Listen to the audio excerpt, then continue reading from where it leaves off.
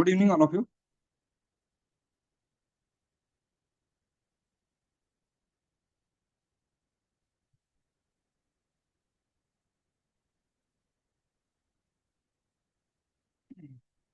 बघा, कालच्या अनालिसिस मध्ये आपण सांगितलं होतं, आपण निफ्टीची अनालिसिस करायला सुरुवात केली होती. त्यावेळेस आपण म्हटलं होतं की हा जो काही झोन होता याच्यावरती प्राइस जात असताना काय केलंय, हा जो डिमांड झोन बनवून गेले आणि हायर साईडला आपण काय सांगितलं होतं, कधी सेलर्स याच्यामध्ये एसएल घेऊ शकतात. 200चा चार्ट लावला होता ना, 200चा चार्ट लावला होता. बघूया आपण 200च्या चार्ट मध्ये काही मार्किंग आहे का? नाही. हा, येस. याच्यावरती जोपर्यंत स्टॉक बुलिश होत नाही तोपर्यंत आपण काय म्हटलं होतं, सेल साईडलाच थोडी अपॉर्च्युनिटी बघायची म्हटलं. बघा, जोपर्यंत 142 म्हणजे निघून जात नाही अपसाईडला तोपर्यंत मार्केट सेलअप साठीच होतं. Okay, yes. नेक्स्ट याच्यामध्ये अपॉर्च्युनिटी 200चा चार्ट बघूया आपण, ते कोणत्या ठिकाणी.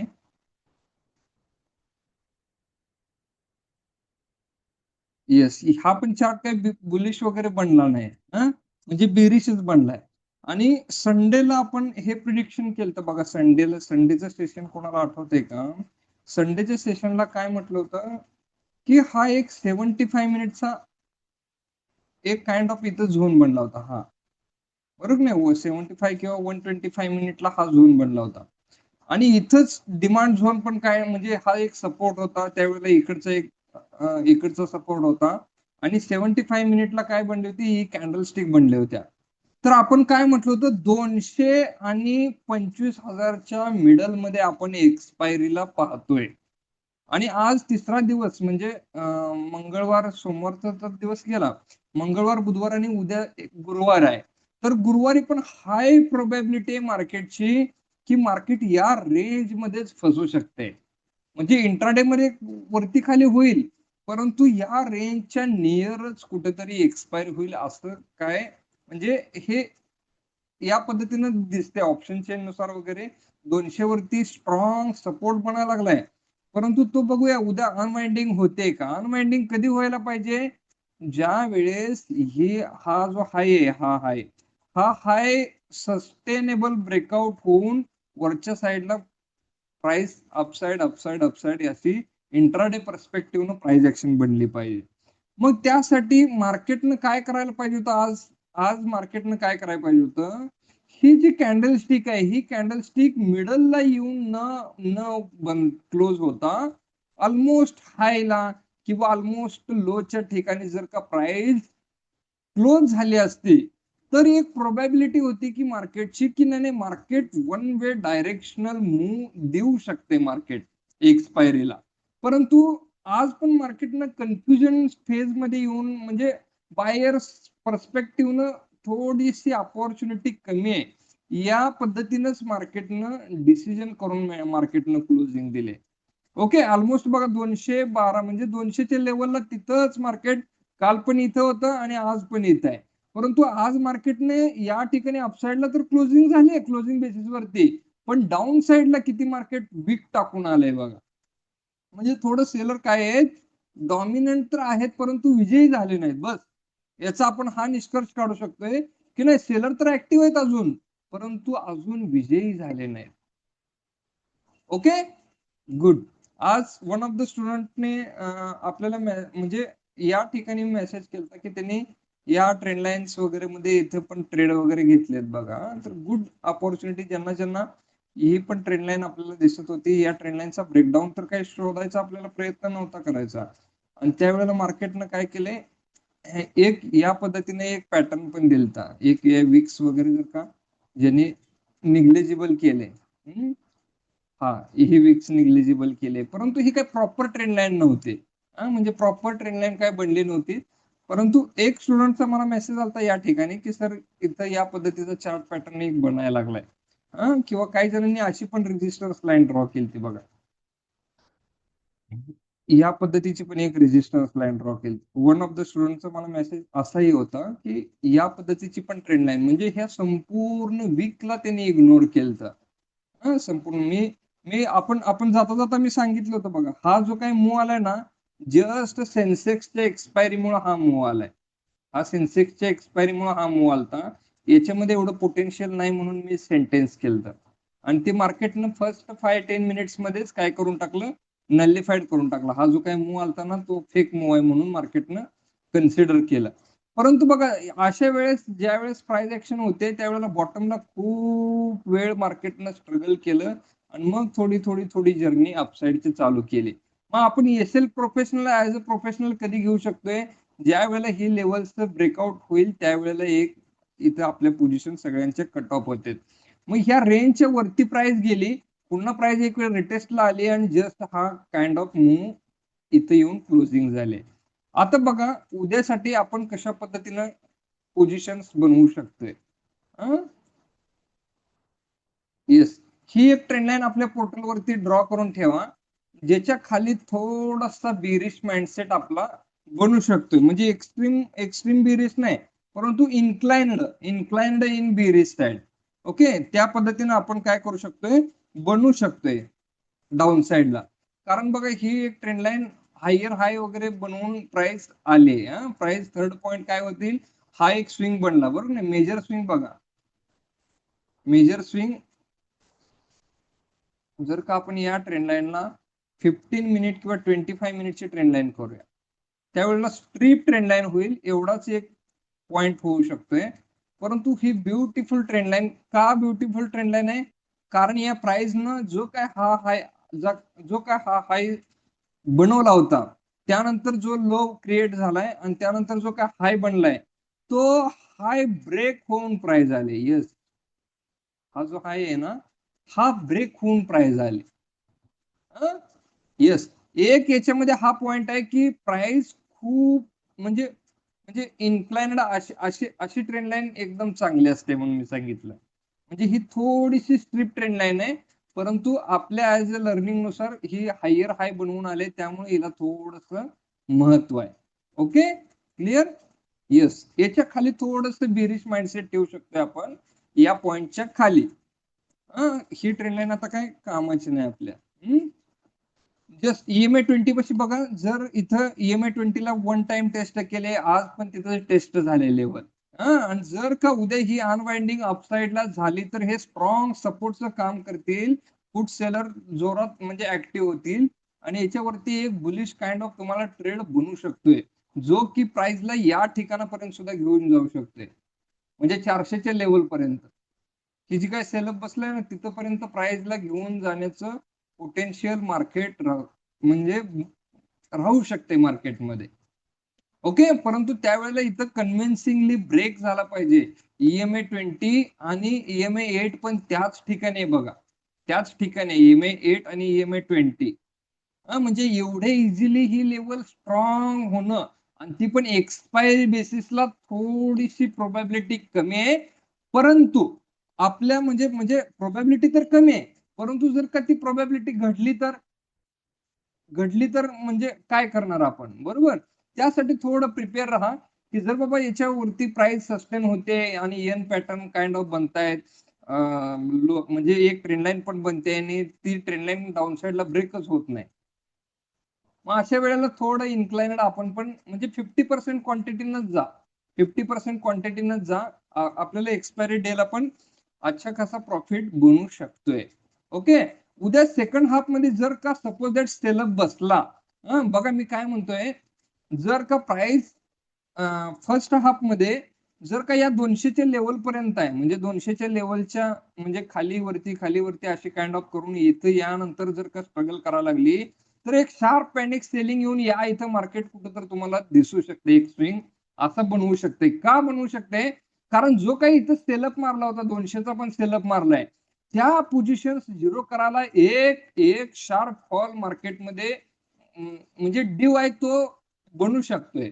कारण डाऊनसाइडचे लेवल्स एकदम म्हणजे टेस्टेड झालेत आणि हा जो काही 75 मिनिटचा डिमांड झोन किंवा 125 मिनिटचा डिमांड झोन आलाय तर तिथं प्राइस टेस्टला जाऊ शकते. ओके, अप्पर साइडला बघा मार्केट ज्या ज्या पद्धतीने विक्स टाकायला लागले, म्हणजे ही विक्स पडलेत ना, हा जो हाय या हायच्या वरती बघा विक पडले फक्त, म्हणजे क्लोजिंग बेसिस वरती मार्केटनं कोणताही स्ट्रॉंग रेजिस्टन्स ब्रेक केलेलं नाही. इथं पण एक वीक पडले, इथं पण एक काइंड ऑफ म्हणजे रॅली बेस कॅन्डल ड्रॉप बनलाय शार्प. हा, इथं पण वीक बनले. आणि ही जी काय बाईंग झाली, ह्या बाईंग मध्ये एवढं पोटेन्शियल नाही, जेवढं हवं आहे तेवढं पोटेन्शियल नाही. ओके, उद्या जर का हा स्विंग थोडासा ब्रेक झाला, हा स्विंग थोडा ब्रेक झाला ना डाऊन साईडला, तर अजून म्हणजे डाऊन साईडला मार्केट ट्रिगर होत होत होत म्हणजे डाऊन साईडची एसएल अप्रोच करायला सुरुवात करेल. ओके, म्हणजे स्ट्रॉंग बेरिश याच्या खाली व्हा, या स्विंगच्या खाली स्ट्रॉंग बेरिश व्हा. आणि ज्यांना अग्रेसिव्ह एंट्री करायची आहे, या लेवल्स तुटायला लागले की तुम्ही थोडंसं सेलिंग साईडला ते 200चे वगैरे जे काही कॉल आहेत ते सेलअप मारू शकताय as a intraday perspective. Okay, long term view काय आहे की मार्केट बेरिश आहे आणि ह्या रेजिस्टन्स पॉइंट पाशी मार्केट थांबलंय. त्यामुळे मार्केट एक एक्सपायरी डेला जस्ट हॉल्ट चालू आहे असंही होऊ शकते. ज्यांनी ही पुट मध्ये बघा, ज्यांनी ही मार्केट पडायला लागले म्हणून ज्यांनी पुट कॅरी फॉरवर्ड केलते, ते उद्याच्या दिवशी सगळे थोडं मार्केट जरी डाऊन व्हायला लागलं तर ते निघायला सुरुवात करतील. Okay, yes. आणि अपसाईडला जर का मार्केट चाललं तर 50% क्वांटिटीनच लॉंग जावा.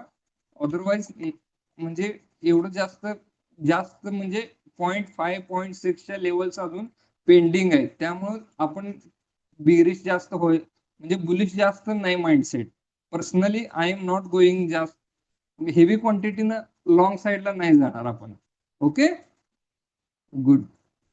जायचंच असेल तर 50% क्वांटिटीनं आपण जाऊ शकतोय. क्लिअर?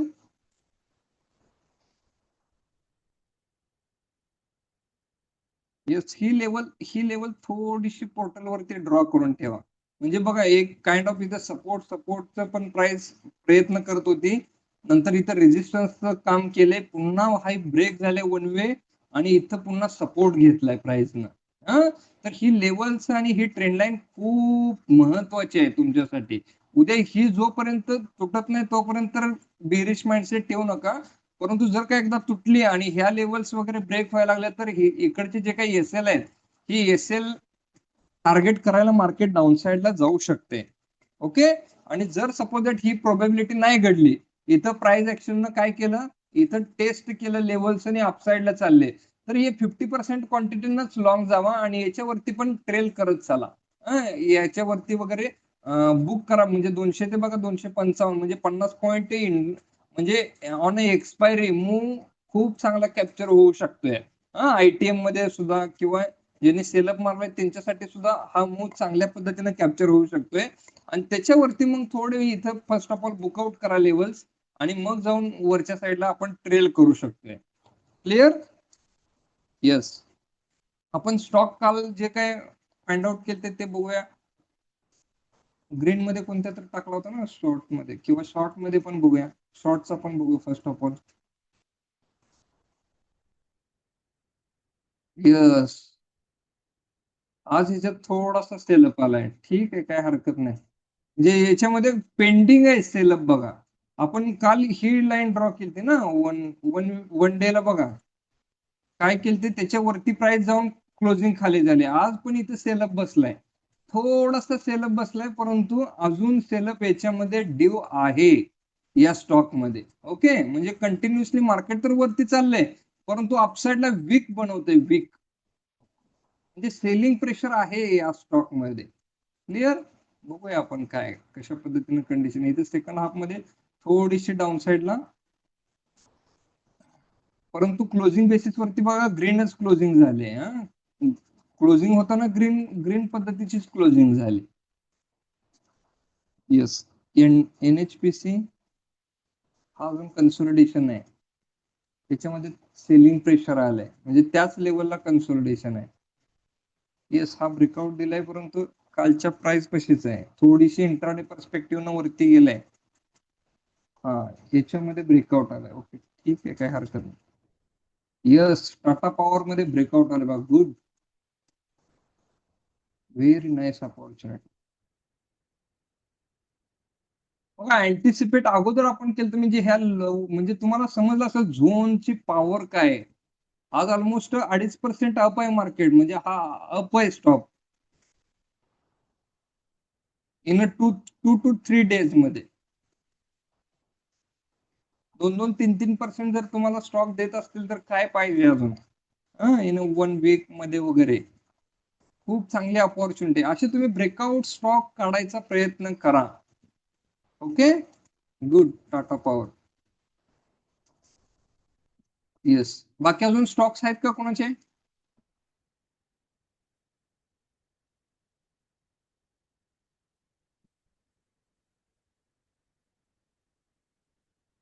बघा निफ्टीमध्ये थोडस रिस्की अपॉर्च्युनिटी आहे. म्हणजे एकदम क्लिअर व्ह्यू पॉइंट नाही आहे एक्सपायरी, त्यामुळं थोडस अवॉइड केलं तर मला काय वाटत नाही काय खूप फरक पडेल. म्हणजे उद्याची एक्सपायरी आहे ना, खूप ट्रिकी होईल. काइंड ऑफ ट्रिकी आहे. म्हणजे एक एक थॉट प्रोसेस बनला नाही कोणता एक्सपायरी डेला. जस्ट साईडवेजचा आहे थॉट प्रोसेस तोच आहे. कोण ट्रॅपिंग होईल, कारण वरच्या साईडला बघा खूप लेवल्स अपसाईडला आहेत. आणि जरी वरती मूव आला तर इथून सेलअपचा पण खूप वरती ट्रिगर पॉइंट आहे. म्हणजे पुढचा जरी चार्ट बघितला आपण, पीईचा चार्ट तर ऑलरेडी बेरिश झालाय. हा 200 वरून बघा 40 पर्यंत आलाय. मग याचं प्रॉफिट बुकिंग इथं खाली आला तर खूप गोंधळ आहे स्टॉक मध्ये. म्हणजे एक इथं पण वरती लेवल्स कोणते नाहीत. जर का याच्यामध्ये लॉंग जायचं म्हटलं तर लॉंग बघा इथून सेलअप येऊ शकते 63-64 वरून. हा पण सेलअप आहे. या पद्धतीने इथं पण सेलअप बनवू शकतोय पर्टिक्युलर इंडेक्सच्या स्टॉक मध्ये. हा पीईच्या चार्ट मध्ये 200च्या. त्यामुळे दोन्ही साईडला बघा, दोन्ही जे चार्ट आहेत ना, हे चार्ट दोन्ही चार्ट बिरिश आहेत. कोणताही चार्ट अजून बुलिश नाही. बघा साईडवे स्ट्रक्चर असल्यामुळं हा पण पडतच चाललाय, हा पण काइंड ऑफ पडतच चाललाय.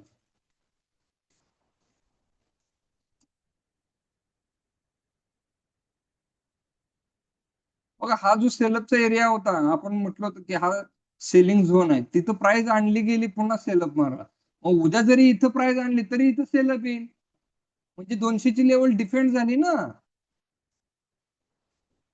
57 रुपये प्रीमियम आहे. झिरो करून टाकतील हे सगळे. हे पण 200 बघा, म्हणजे 40 रुपये. हा जर स्टॉक अजून बघा, हा जो काय प्रीमियमचा चार्ट आहे, हा याच्या खाली ऑलरेडी क्लोजिंग बेसिस वरती आहे 200च्या खाली. मग ही उद्या जरी फ्लॅट ओपनिंग झाली तर ओपनिंगलाच हा स्टॉक जवळजवळ 28 ते 30च्या लेवल पर्यंत इथे एवढी प्रीमियम डीके मारतोय. त्याची प्रीमियम. आणि एक स्पाइक जर का मारला, म्हणजे अपसाइडला इंडेक्स मध्ये मारला, तर हा पूर्ण डाऊन साइडला जाईल स्टॉक. म्हणजे प्रीमियमचा चार्ट म्हणजे एकदम बेकार बनला चार्ट.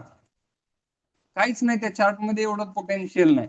परंतु एक तुम्हाला सांगतो, ज्या वेळेला असे स्टॉक्स येतात ना, त्यावेळेला माझं ऑब्झर्वेशन सांगतो की हा जो प्रीमियमचा चार्ट आहे ना, सपोज दॅट इथून खाली पडत पडत पडत गेला, इथं या लेवल पर्यंत आला 20च्या लेवलला, तर याच्यामध्ये एक स्पाइक अशा पद्धतीने आणतात की हा जो काय वीक सेलअप आहे ना, ही वीक सेलिंग झाले.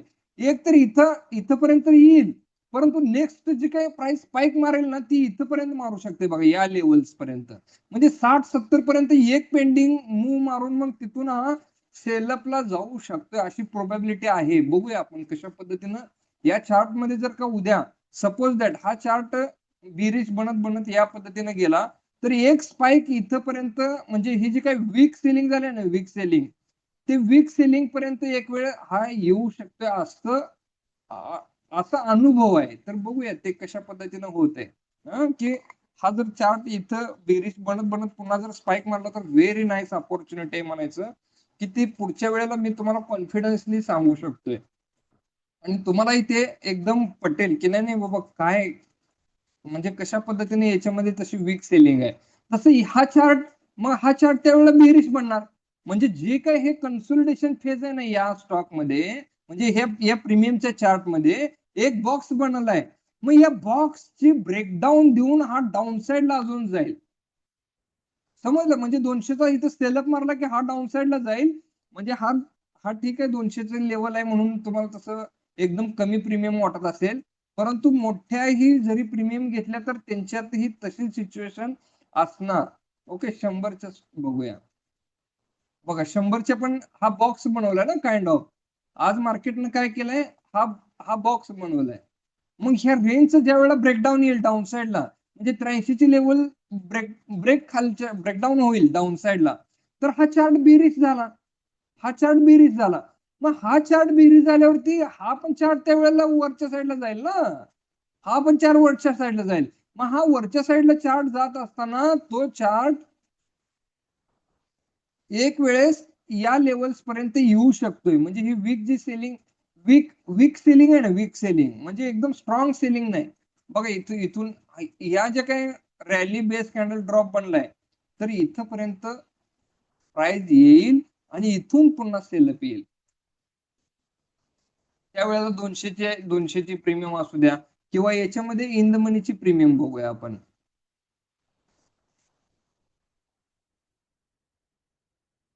105 बघा, ही प्रीमियम मग या पद्धतीने वरती येईल. म्हणजे ही प्रीमियम फर्स्ट ऑफ ऑल 80, 70, 50 पर्यंत जाईल आणि तिथून एक शूटअप या पद्धतीने वरच्या साईडला मारू शकते. कारण इथे लेवल्स नाही बघा, झोन कोणता नाहीये बनलेला.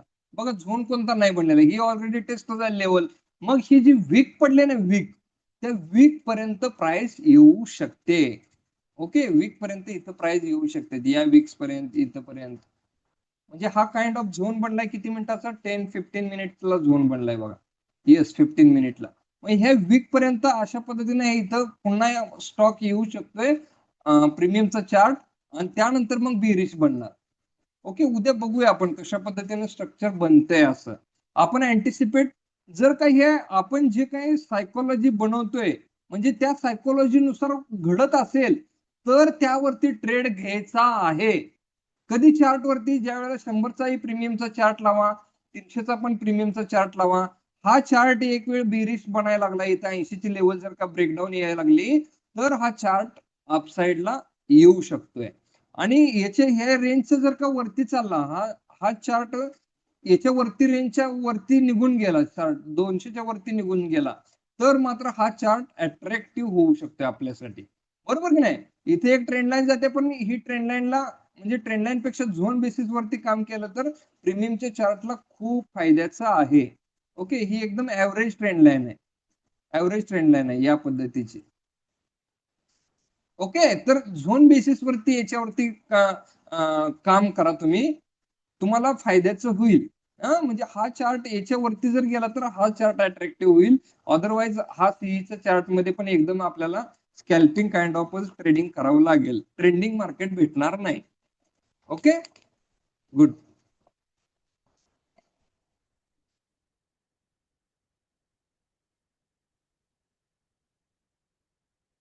एनबीसीसी, ओके, स्टॉक बघूया.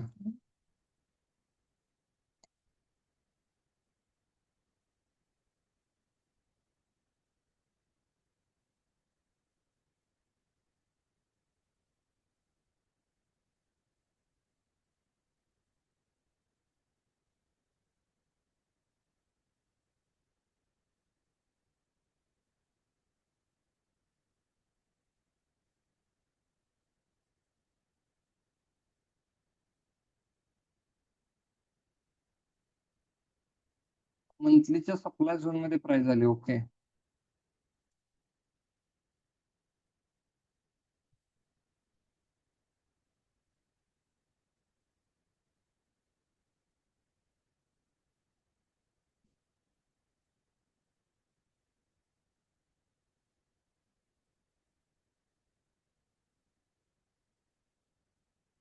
मे मधला आहे हा, पण झोन जो आहे खूप लांबचा आहे. ओके, इथं अपॉर्च्युनिटी इथंच येते एक छानशी, म्हणजे 107 लेवलला EMA 21 वीकली टाइम फ्रेमचं पण आहे. तोपर्यंत हा एक काइंड ऑफ सपोर्ट आहे, परंतु एकदम प्रॉपर सपोर्ट नाहीये. अप्पर साईडचे लेवल स्ट्रॉंग नाहीत, बरोबर आहे. ओके, अप्पर साईडच्या लेवल्स पण स्ट्रॉंग नाहीयेत, परंतु ईएमएच्या खाली आहे, EMA ब्रेकडाऊन झालाय. एकदम चांगली काही एवढी अपॉर्च्युनिटी नाही. ओके, क्लिअर, एकदम छान काय अपॉर्च्युनिटी नाही. अजून कोणते स्टॉक्स?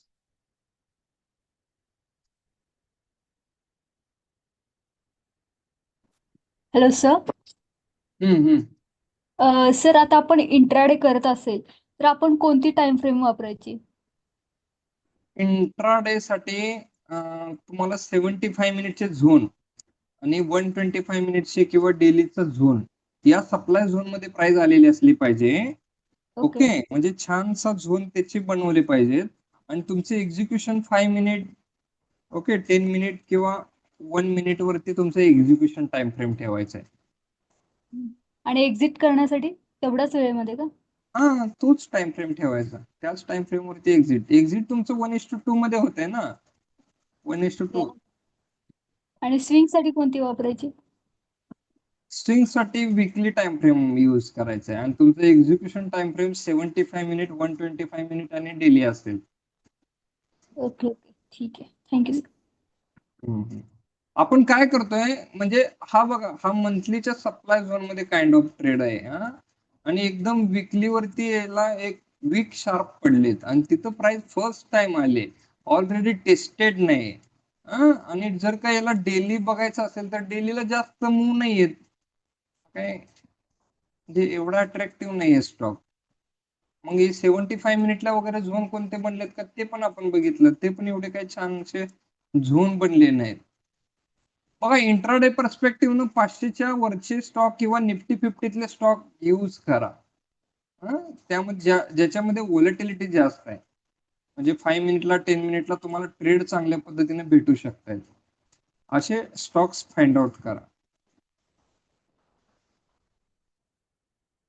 याच्यामध्ये मग ही लोअर टाइम फ्रेमला एकदम या पद्धतीची एक ट्रेंड लाईन जाते.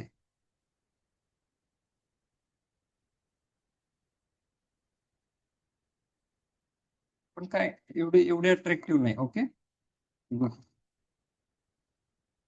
एसबीआय.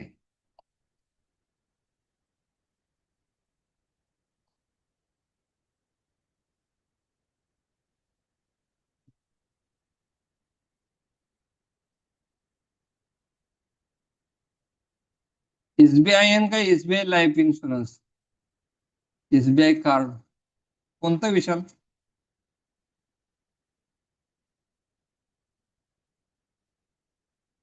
ओके, यस, ब्रेकआउट झाला.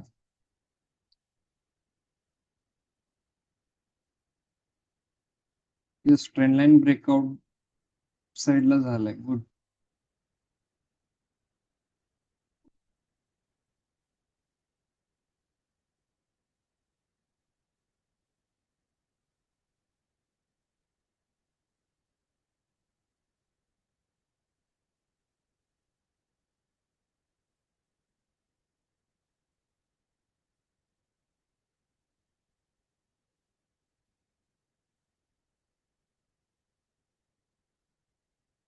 एक विकली टाइम फ्रेमचा सप्लाय झोन आहे, एक वरून पण ट्रेंड लाईन येते, परंतु प्राइस ना हॉल्ट केलंय बघा, बराच वेळ प्राइस ना हॉल्ट करून मग ब्रेकआउट झालाय. ती जर का वीक सोडून दिली, 1 2 3 4 टाइम टच, गुड. विकली वरती एक छानसा ब्रेकआउट झालाय, डेली वरती पण ब्रेकआउट झालाय. डेली वरती इथं काय सगळ्यात एक्स्ट्रीम इनबॅलन्स वगैरे काय एकदम छान नाही बघा. म्हणजे विकली वरती तर आहे इथं, परंतु विकली वरती काय डाऊन साइडला वीक आहे, म्हणून मी पाहिलं की डाऊन साइडला वीक जे आहे तिथं ऑलरेडी प्राइस टेस्ट झालाय, म्हणजे एवढं जास्त महत्व नाही राहिलं विकली सप्लाय झोनचं. ओके, येस, सगळ्यात एक्स्ट्रीम इनबॅलन्स एक या ठिकाणी आहे. या ठिकाणी तोपर्यंत आत्ताच प्राइस धावायला चालू केले, म्हणजे तो व्हायोलेट होऊ शकते. ओके, व्हायोलेट होऊ शकते, काय हरकत नाही. गुड टू गो, जाऊ शकते आपण याच्यावरती, प्राइस जाऊ शकते. गुड, व्हेरी नाईस अपॉर्च्युनिटी काढली एसबीआय. ब्रेकआउट पॉसिबल आहे. याच्या लोअर टाइम फ्रेमला बघूया कशा पद्धतीने एक्झिक्युशन करायचं. बघा, टाइम वाईज करेक्शन झाले इथं मार्केट, म्हणजे पर्टिक्युलर स्टॉक मध्ये सेकंड हाफ मध्ये बघा 12:45 पासून प्राइस ना हॉल्ट केलाय तिथंच अप्पर साइडला लेवलला, आणि हा मूव कधी आलाय 11:45, म्हणजे सेकंड हाफ स्टार्ट व्हायच्या अगोदर थोडासा हा मूव जर्नीला सुरुवात झाली. छान अपॉर्च्युनिटी. ओके, गुड जरी स्टॉक पुन्हा रिव्हर्स इथं आला तरी गोल्डन अपॉर्च्युनिटी, परंतु म्हणजे ऍज अ प्राइस ऍक्शन असं वाटत नाही की प्राइस डाऊन साईडला येईल असं. म्हणजे अपसाईडला अशी पळत जाईल असं काइंड ऑफ मार्केटचं स्ट्रक्चर बनलंय. क्लिअर? तर एसबीआय मध्ये खूप चांगली अपॉर्च्युनिटी भेटू शकते.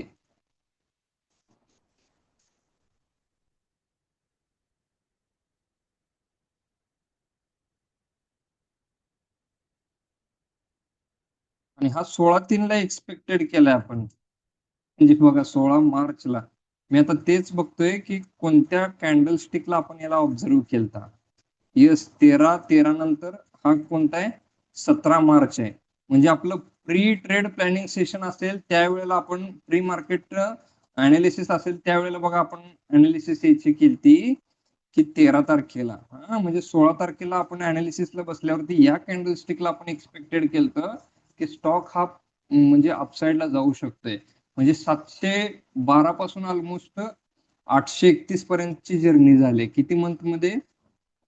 3-4 मंथ गेलेत ऑलमोस्ट. काय हरकत नाही, ठीक आहे. परंतु ही बॉटम आउट, म्हणजे ज्या वेळेला हा बॉटम आउट झालाय त्या नियरला आपण अँटिसिपेट केलाय, हे खूप महत्वाची गोष्ट आहे. 16/3चं कधीही कोणी लेक्चर आपण अगोदरचं प्रिव्हियस लेक्चर बघा, त्यामध्ये अनालिसिस कशा पद्धतीने या स्टॉक मध्ये केले. ज्यांना लर्निंग करायचे ना, लर्निंग पर्स्पेक्टिव्हनं पाहायचं आहे या स्टॉक मध्ये आपण काय काय पाहिलं होतं, आणि त्यावेळेला आपण ब्रेकआउट एक्सपेक्टेड 16/3 ला केलाय. म्हणजे या कॅन्डलस्टिक बनायचं म्हणजे एकच रेड कॅन्डल बनली आहे इथं, आणि या कन्सोलिडेशन फेज मध्ये आपण एक्सपेक्टेड केलं की पर्टिक्युलर स्टॉक मध्ये ब्रेकआउट येऊ शकतोय. त्याची थोडीशी ज्यांना मार्केट विषयी अनालिसिस ऐकायचं आहे किंवा कसे ब्रेकआउट स्टॉक शोधायचे असते ते त्यावेळेचा व्हिडिओ उचलून पहा. ओके, काय काय काय पॉइंट्स मी त्यामध्ये सांगितलेत. गुड, काय हरकत नाही. अजून स्टॉक्स, अजून नाहीत स्टॉक्स कोणाचे?